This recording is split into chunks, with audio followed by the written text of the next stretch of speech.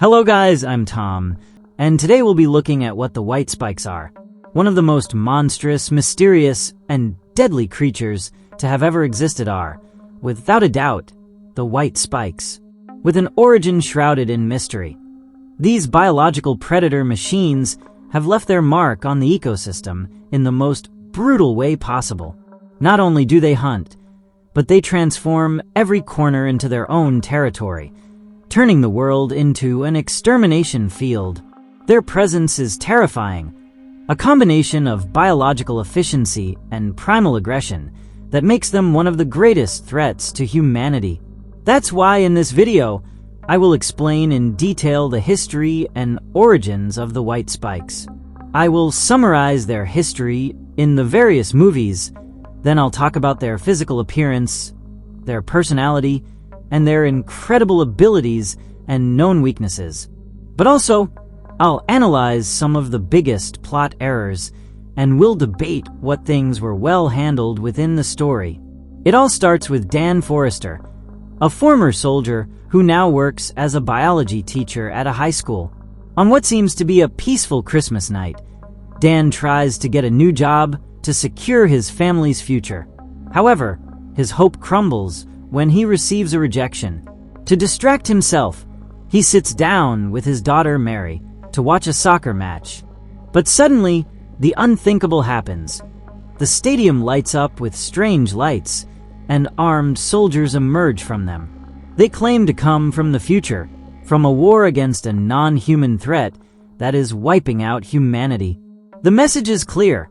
In less than a year, the future will collapse, and they need recruits from the present to prevent extinction. Here, a first problem arises. While the idea of bringing soldiers from the past to reinforce the future is interesting, the way it is handled is chaotic.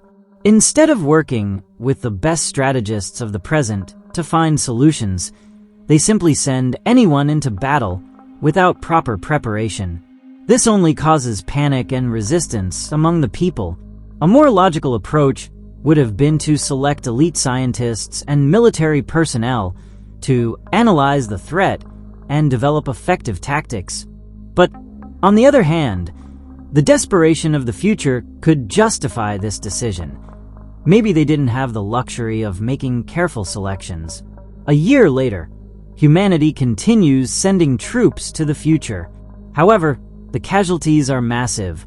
Only 30% of the soldiers return alive after their 7-day mission. As expected, protests grow, and many people refuse to go to a war that doesn't even belong to their time. Here's a detail that is well handled: global desperation. The people's reaction is realistic, and the way the government handles mandatory recruitment is, sadly, something that could happen in real life if survival were at stake. Dan, meanwhile, tries to stay strong for his family, but his wife and daughter are terrified of losing him. In the end, he receives the dreaded notification he's been drafted. At the enlistment center, they conduct tests and place a tracker bracelet on him, which is also his anchor for time travel. A curious detail is that his death certificate indicates he only has 7 years left to live. This raises intriguing questions about control over destiny. If they already know when he'll die, does that mean the future cannot be changed? Here, the story does something interesting. It introduces a time paradox without fully explaining it. However, it's also inconsistent with its own logic. If they only recruit people who are already dead in the future, why not bring in more scientists to work on solutions instead of just sending unprepared soldiers? Before leaving, Dan's wife suggests he visit his father, a former soldier with technical skills who could help him escape the bracelet. Dan initially rejects the idea, but after seeing the distress in his wife, he reconsiders. The meeting with his father is full of tension. Their relationship is a mess, and although his father tries to justify himself, Dan refuses to listen. What's interesting here is that this scene not only serves character development, but it also sets up a future key revelation. When the time comes to leave, Dan and the new recruits receive a basic explanation of their mission. They will be in the future for 169 hours. If they survive, they will be automatically returned to the present. They also discover a disturbing detail. All the recruits are over 40, meaning that by the time the war comes, they will already be dead. This, although interesting, doesn't make much sense. If they really wanted to avoid paradoxes, the logical thing would have been to bring younger, well-trained soldiers instead of civilians with no experience. Finally, the time jump arrives. In theory, they should land in a safe spot, but something goes wrong. Instead of landing smoothly, they are thrown from the top of a skyscraper. Many die in the fall, but Dan is lucky and lands in a pool. Here's another major plot error. Why don't they have a way to ensure a safe landing? If time travel is so advanced, shouldn't they have safety protocols? It's a visually shocking scene, but it doesn't make sense from a logistical standpoint. Dan and his team manage to regroup in the middle of a devastated landscape. A commander from the future approaches them, and, upon discovering that Dan has military experience, assigns him a crucial mission: to rescue scientists trapped in a lab. But when they arrive, they find the researchers have been annihilated. Before retreating, the commander tells Dan to bring back vials with blue liquid and several hard drives, assuring him that they contain vital information for humanity, and they must leave quickly or be trapped by the bombing that will sweep through the area. Here, the story does something right. It introduces an interesting mystery about what the scientists were researching. However, it also raises another question. If they already have a potential solution in the hands of the scientists, why keep sending people to die in the battlefield instead of focusing on the research? And so, with these doubts in mind, Dan prepares to face the white spikes head-on. The situation was desperate. If they didn't escape immediately, the bombing would wipe them out along with the white spikes. In their attempt to flee, they fell into an ambush by these creatures, which resulted in the death of several civilians and almost killed Dan. However, thanks to Dorian and a few others, he managed to survive. It was in this chaos that they discovered the only vulnerable areas of these creatures were the neck and abdomen. Meanwhile, outside, a rescue squad tried to save them before the airstrike, but the creatures annihilated them. With no other option, the group kept moving forward, although the enemies greatly outnumbered them. Then the bombs started falling, and unfortunately, not everyone managed to escape in time. Only a few survived the explosion, including Dan, Charlie, and Dorian. They woke up at a military base in the Dominican Republic, where a shocking piece of information was revealed. Dorian had been recruited multiple times because he had cancer and preferred to die in combat rather than wait for his fate at home. Shortly after, Charlie and Dorian were sent back to battle, while Dan had a crucial conversation with the colonel in charge of the previous mission. To his surprise, that colonel was his daughter Mary from the future.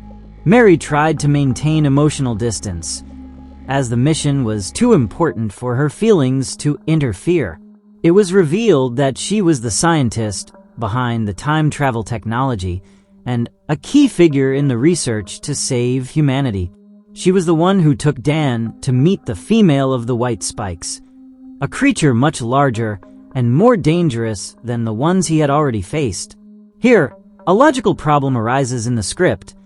The toxin Dan had collected from the lab only worked against the males of the species, but not the females. This difference is interesting from a biological perspective, but the story doesn't fully develop it. To understand the reason for this resistance, an expedition was organized to capture the female and study her biology. During the expedition, Mary explained to Dan how the white spikes appeared out of nowhere, devastating Russia and spreading across the world.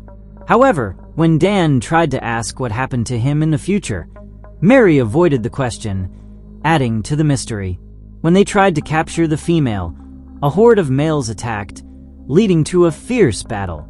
Dan descended to help Mary, and after losing several soldiers, they managed to subdue the creature. It was at that moment that Mary revealed a devastating fact. In the future, Dan had abandoned his family because he never felt satisfied with his life.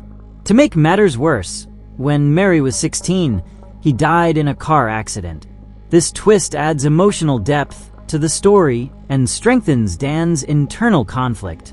They took the captured female to a base offshore, where she was sedated for study. After many hours of research, Mary discovered the ultimate toxin to exterminate the creatures. However, before leaving, she confessed to Dan her true purpose. If he returned with the toxin to the past, they could prevent the catastrophe. Dan agreed, but he also felt the need to save his daughter's future. Just as the toxin was found, a massive attack by the white spikes hit the base. The creatures, attracted by the captured female, launched a brutal assault. In the middle of the fight, the female severely wounded Mary. With their forces stretched to the limit, Dan tried to save her, but she, already without hope, handed him the toxin, asked him to leave, and confessed her love before being dragged into the sea by one of the creatures. In a desperate attempt, Dan jumped after her, but at that moment, he was sent back to the present. He woke up with a single goal: to replicate the toxin and send it to the future. However, the worst news hit him hard. The connection to the future had been lost. No one else could travel through time. Back with his family, Dan saw his 9-year-old daughter and knew he had to prevent the tragedy he had witnessed from becoming a reality. He shared everything with his wife, who suggested investigating how and when the aliens arrived on Earth. This is where the story takes an unexpected but very interesting turn. With the help of Charlie and Marty, the volcano expert, they discovered that the white spikes had been frozen on Earth for millennia and were awakened due to the melting of glaciers in Russia. When they tried to get support from the government, they were rejected, prompting Dan to turn to his father for transportation without being detected. His father agreed. Upon arriving in Russia with the replicated toxin, the team found anomalies in the ice. After detonating explosives, they uncovered a spaceship buried beneath the surface. Inside the ship, they discovered that the original pilots were not the white spikes, but that these creatures were being transported as weapons of mass destruction. The conclusion was clear. The ship wasn't meant for Earth, but it crashed here accidentally. Among the wreckage, they found embryos in a dormant state. However, when they injected them with the toxin, they woke up several creatures, causing 2 of them to escape. Faced with the crisis, Dorian decided to sacrifice himself to install explosives in the ship and eliminate the threat, asking Dan to save his daughter's future. Charlie managed to kill one of the escaped creatures, but the explosion destroyed the ship. Dan and his father chased the last creature, the female. What followed was a brutal confrontation. Dan's father showed his combat expertise, but the creature fought fiercely. Dan managed to inject the toxin into its leg, but the creature ripped it out before it could take effect. His father tried to sacrifice himself, but Dan stopped him. Finally, Dan managed to open the creature's abdomen and administer another dose into its mouth, killing it for good. Back home, Dan made peace with his father and allowed him to meet Mary, ensuring that the future he had seen would never become a reality. In conclusion, the story presents several positive elements, such as the development of the father-daughter relationship across time and the twist of the aliens being used as biological weapons. However, there are also weak points, such as the lack of development in the female's resistance to the toxin and the speed with which the connection to the future is lost with no further explanation. Still, it manages to maintain an intense pace and an exciting climax that leaves the viewer satisfied. What I find really surprising about this movie is how these extraterrestrial creatures manage to overpower the military forces of the entire planet. I mean, if we take a tank division as a reference, it's hard to believe that the spine-shaped projectiles these creatures fire could pose a real threat.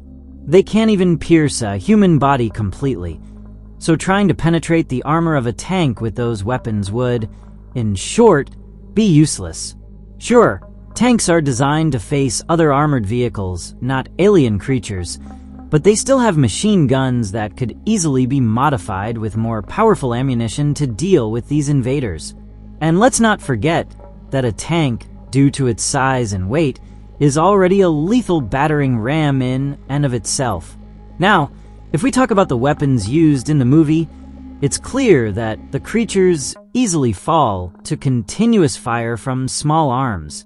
I'm not an expert on weaponry, but judging by the recoil of the rifles they use in the Tomorrow War, I would venture to say they are chambered in 5.56 millimeters or even smaller.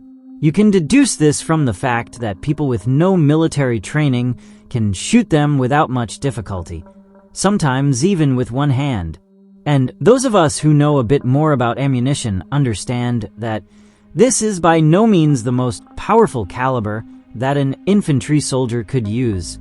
A 7.62 millimeter rifle would be far more devastating against these creatures, and that's just the beginning.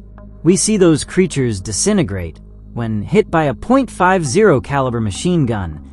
But what happens when we consider 20 millimeter or larger ammunition used in military vehicles, both aerial and ground, by nearly every army in the world?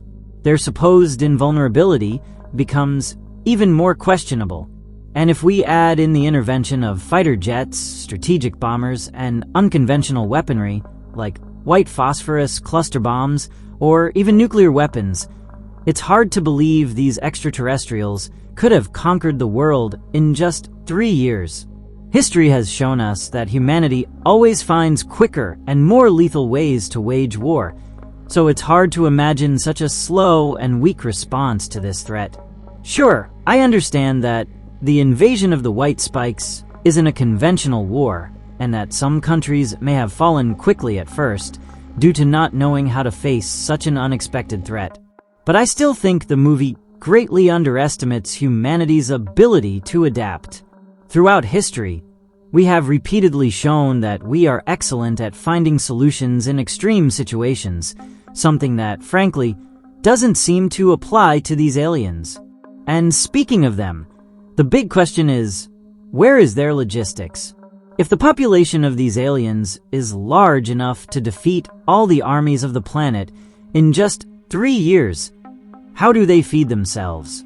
Because the real challenge for them wouldn't be hunting billions of humans, but distributing all that food among their species before it spoils.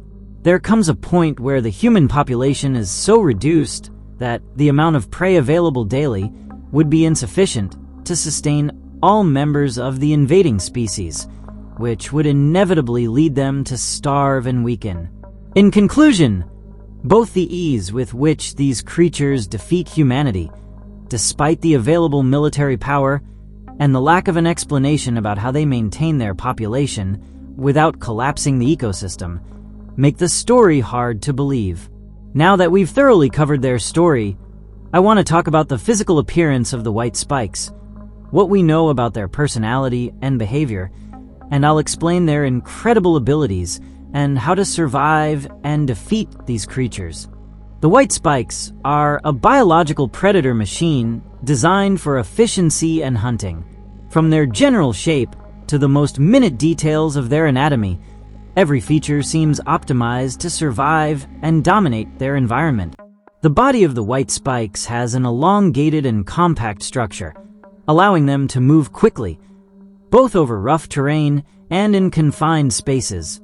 Their size varies depending on the species, but it is estimated that the average height is between 2.5 and 3 meters when standing, although their usual posture is somewhat hunched, almost as if they are ready to leap or attack at any moment. Their body appears to be made of a robust and flexible exoskeleton, giving them a semi-humanoid but clearly alien appearance. The shoulders are broad and muscular, designed to house powerful muscles that allow them to launch their spines with great force. The legs are long and agile, with developed musculature to provide speed and agility, ideal for hunting. The skin of the white spikes is a dark, opaque tone, appearing to be composed of plates made of a material almost metallic in nature, but flexible. These plates are interspersed with softer areas that allow great mobility, especially around their joints and points of tension. The texture of the skin has an appearance of irregular scales, similar to those of a reptile, and in some areas, particularly the arms and back, the scales seem thicker and hardened, suggesting an adaptation to protect against external attacks. In their abdomen, the skin is a bit softer and more flexible, allowing them to maintain great contortion ability. This area seems adapted to a complex internal biological system, possibly related to the function of muscles and pressure chambers that propel the spines. One of the most distinctive features of the white spikes are their dorsal tentacles. These tentacles are not simple appendages. They are highly specialized muscular structures. At the base of each tentacle, there is a series of spines, which can retract and be launched at great speed, similar to the quills of a porcupine, but with greater precision and lethality. The tentacles extend from the upper center of their back, giving them an appearance that could remind one of a marine creature. These appendages are long, flexible, and thin at the base, but as they approach the spines, they become stiffer and have a texture similar to that of porous bone. Inside, the spines appear to be impregnated with a viscous substance, possibly venom, which is released when the projectile impacts. The head of the white spikes is relatively small compared to the rest of their body, but extremely efficient. They lack eyes, which suggests they navigate using other highly developed senses, such as echolocation or an extremely refined sense of smell. Instead, they have a series of sensory slits covering their forehead and part of their cheeks, which may indicate the presence of organs that detect vibrations, sounds, and nearby movements. In their mouth, we can observe a segmented jaw, similar to that of certain insects, with sharp, hook-shaped teeth that seem designed to tear flesh. The teeth are serrated and align perfectly with the spines, suggesting they can be used not only to capture and paralyze prey, but also to hold them in place while delivering the final lethal blow. The limbs of the white spikes are designed for a combination of agility and strength. The arms are long and muscular, ending in hands with elongated fingers that allow for a firm grip.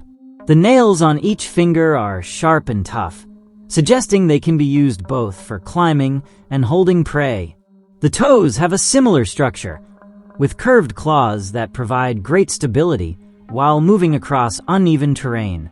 The spine of the white spikes is exceptionally flexible, allowing the creature to arch in a dangerous way, almost like a cat preparing to strike. This gives them an additional advantage for evading attacks and also increases their reaction speed.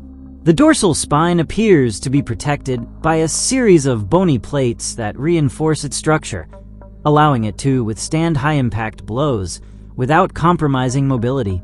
The white spikes exhibit a high cognitive level, reflected in their ability to coordinate attacks strategically. This organized behavior suggests that they are not merely impulsive creatures, but rather have an advanced brain structure that allows them to think and adapt to their environment. Such intelligence enables them to form plans, recognize threats, and organize their actions within their species. These creatures have a predator instinct that goes beyond simply hunting. Their hunting strategy is not random. Instead, it is imbued with a desire to dominate the ecosystem. This aggressive behavior is combined with the ability to observe and learn from their surroundings, using fierce aggression only when necessary.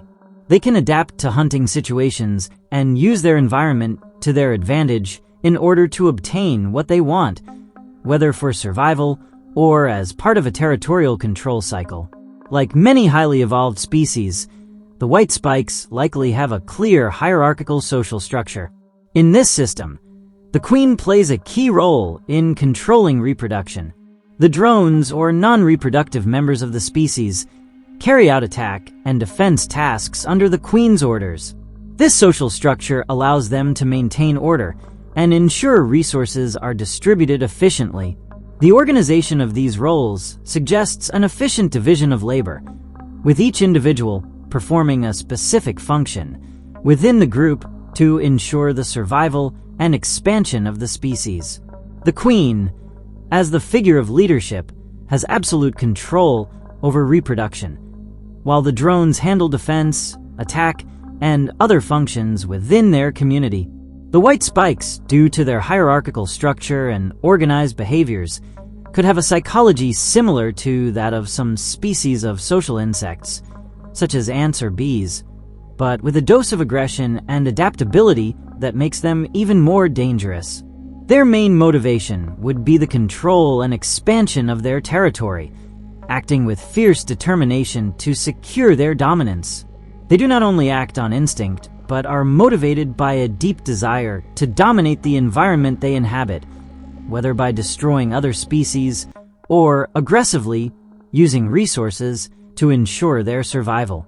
This behavior may also involve a dynamic adaptation to threats, as their level of intelligence allows them to recognize patterns and adjust their tactics according to what is happening around them. The white spikes from the Tomorrow War are impressive creatures known for their adaptability and unique abilities. They are capable of shooting sharp projectiles from the tentacles located on their backs. These spikes act as both a form of defense and long-range attack, with great accuracy, making them deadly opponents when facing enemies at a distance. Additionally, they are aquatic creatures, or at least highly adaptable to water, with the ability to swim quickly. This allows them to move through marine or freshwater environments with ease, giving them an advantage in areas where other animals cannot follow. They are also capable of quickly burrowing beneath the surface, using tunnels to hide, move through terrain undetected, surprise enemies, or find prey.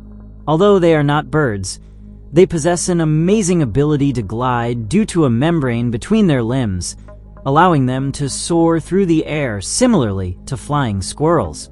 This ability allows them to cover great distances in short periods, especially when moving between trees or from heights. The white spikes possess great physical resilience. Their exoskeleton appears to be extremely hard and durable, allowing them to withstand severe impacts without sustaining significant damage. They are highly resistant to wounds, even when faced with firearms or physical attacks. Moreover, their resilience extends beyond just physical endurance. They also resist fatigue. They can maintain activity for long periods without showing obvious signs of exhaustion. The mobility of the white spikes is notable for their agility in various environments. They can move quickly on both land and water.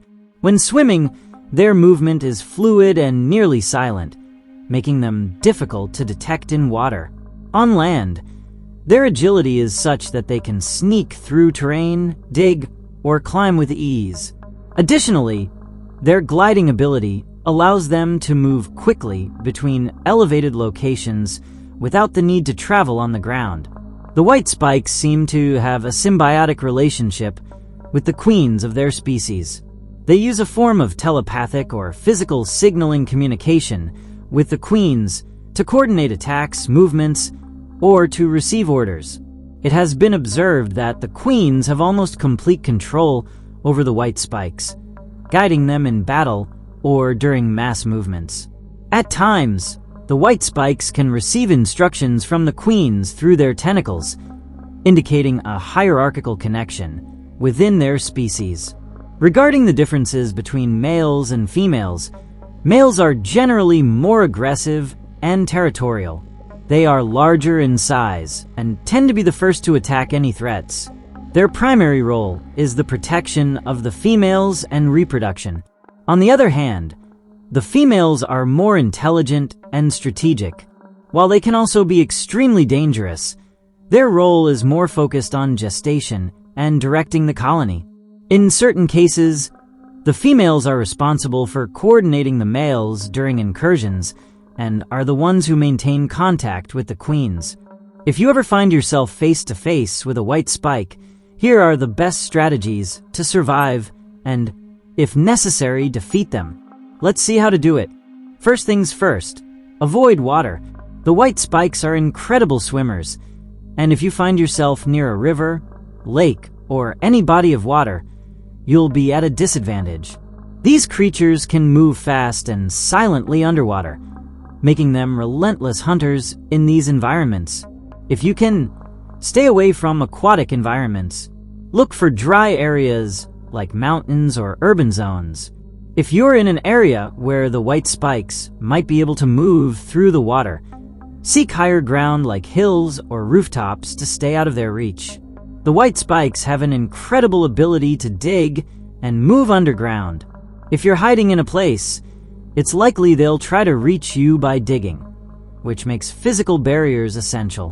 Build deep barricades or use materials like thick metals or concrete to reinforce the ground and walls. This will delay their digging ability and give you more time to plan your next move. If you have access to construction materials, use trenches or tunnels to confuse their sense of location and gain an advantage.